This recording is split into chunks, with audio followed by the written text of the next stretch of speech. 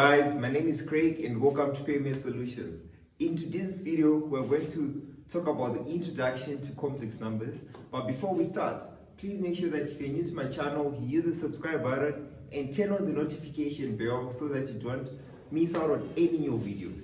So to start off, please allow me to introduce the letter I, right, which we use in complex numbers to denote the unreal number, square root of minus 1, right?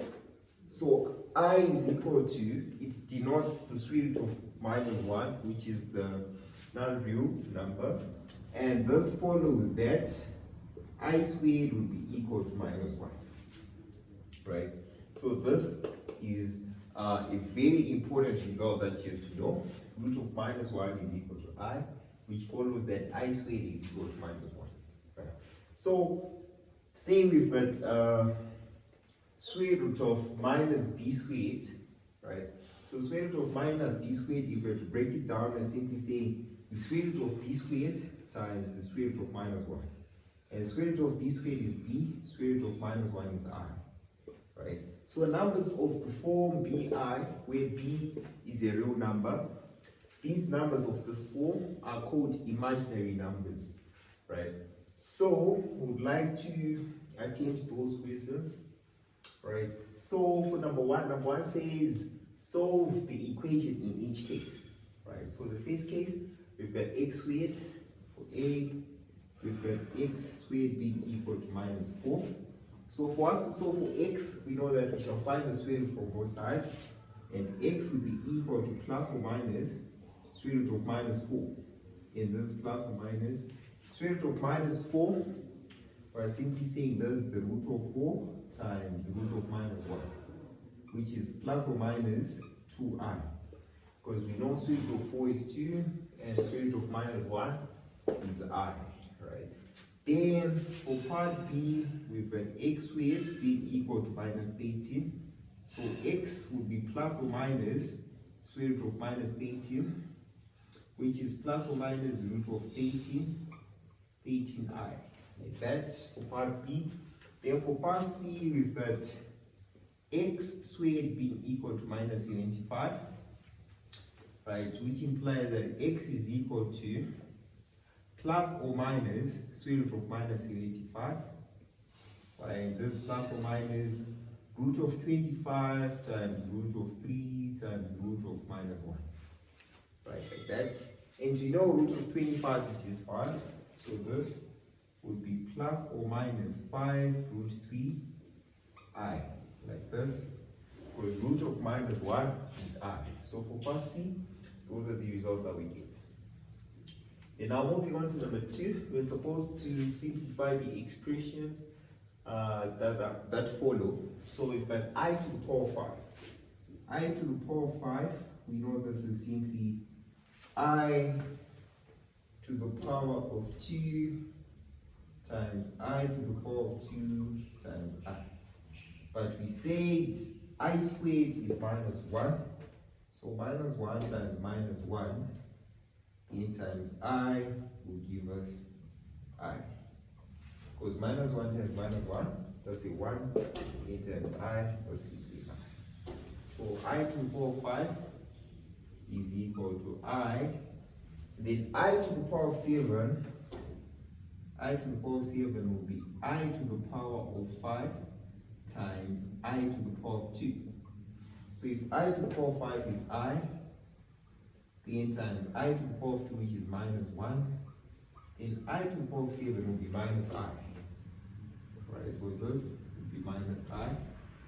And then I to the power of 64, right, I to the power of 64 is given by I to the power of 8 raised to the power of 8, like this. But what do we know? We know that I to the power of 8 is given by I to the power of 7 times I. So if I to the power of 7 is minus I, and then we've got an I there, this minus I times I, that's minus I squared, which is 1. Because we know I squared is minus 1. So minus I squared will be 1. So in this case, we just say 1 raised to the power of 8, which will give us a 1. So I to the power of 64 will give us a 1, yeah?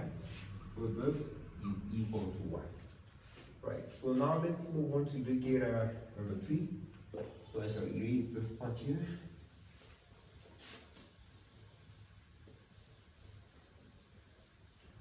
Okay, so for number 3, we're asked to simplify again the expressions in each case. So the first case says that we need to simplify minus I raised to the power of 14, right? So of course, if we say minus 1 times I raised to the power of 14, minus 1 to the power of 14 will just be 1. So basically, you're dealing with I raised to the power of 14. But I to the power of 14, this is I to the power of 7 times. I to the power of 7 raised to the power of 2. So here we calculated our I to the power of 7 is minus I. So this will be minus I squared, which is I squared. And we know I squared is minus 1. Right, so minus 1 would be minus I raised to the power of 14. And then 3I raised to the power of 3. So 3I raised to the power of 3. We're saying 3 to the power of 3 is just 27. And 27 times I to the power of 3, this would be equal to 27 times I squared times I. This will be 27 times minus 1 times I, which is minus 27I. So this will be 3I raised to the power of 3. Then minus 2I raised to the power of 10. Minus 2I raised to the power of 10. We're saying minus 2 to the power of 10 times I to the power of 10. Right? So here we shall have minus 2 to the power of 10. It should be 1,000. That's 1,024. So 1,024 times I to the power of 10. I to the power of 10 is simply I to the power of 7 times I to the power of 3. So we calculated I to the power of 7 as minus 5. Or rather, we could just say I to the power of 10 is I to the power of 5, then raised to the power of 2. And I to the power of 5, we calculated it as I. So I squared is just minus 1. So times minus 1, which is minus 1,024. So this will be the result for minus 2I raised to the power of 10. Then now moving on to number 4.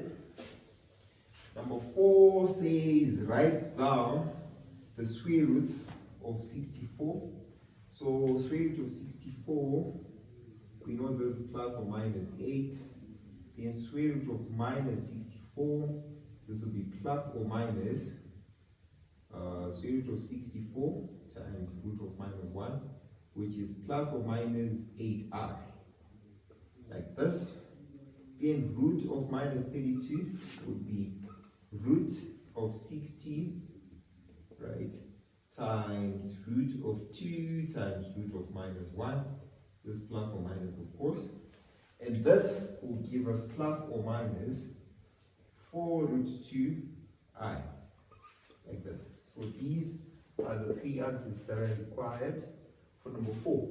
Okay, so this was simply looking at an introduction to complex numbers, whereby we're just introducing the letter I, which we use to denote the imaginary number, which is the square root of minus 1. So please feel free to leave a comment, drop a like, and don't forget to subscribe. Thank you.